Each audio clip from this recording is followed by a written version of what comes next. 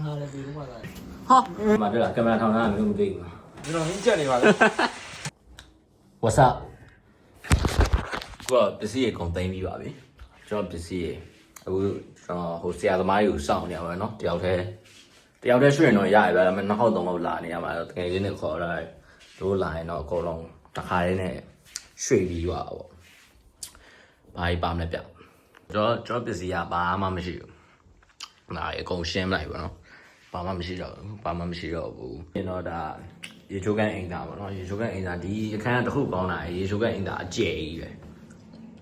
ဟောရေချိုးကန်အင်တာဘာညာအကုန်ရှင်း straight shot တိုက်ချွတ်ထားတယ် right ဒီမှာတွေ့လားကင်မရာထောင်ထားတာမျိုးမသိဘူးလားဒီရေဘူးတာခဲရွှေ့ပါအခုကျွန်တော်ခုလီခေါ်တာ3ယောက်ရောက်လာတယ်ဟိုရေတက်ငါတော့တာကောင်းပေါင်းလို့မင်းဘယ်ဥစ္စာတဲပေးပါဘာလို့လဲရမ်းပြမဲနေမှာငါအားရရဘာလို့လဲတရား2ယောက်ဘုံမကောင်းလေး3ယောက်4ယောက်ဟိုတယ်ပေါ့နော်ခဏငားထားဒီကောင်လေးအဲ့တော့ဒီအိမ်ရဲ့အရှင်သခင်ပေါ့နော်အိမ်မှာခိုင်းစဉ်9ယောက်ရှိတယ်သူပဲနော်ဟုတ်ပါဒါအမှောင်ခန်းပါလုံးဝမနိုင်ဘူးဘယ်လေးတစ်ပဲရှိပါအဲ့လိုပြပြကြီးကထိုင်မလိုက်ဘယ်လေးတစ်ပဲရှုံးနေပါလေမင်းဘာလုပ်နေရလဲ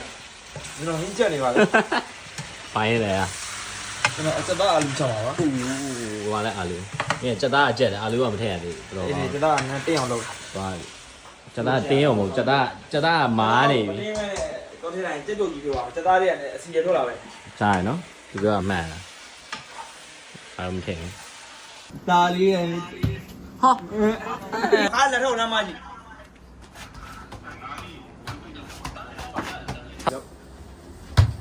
好了，ပုံမှန်လေးရောတိုးမယ်မင်းကလွန်လေအဲ့လားမြောက်ရောဟင်းရောတတ်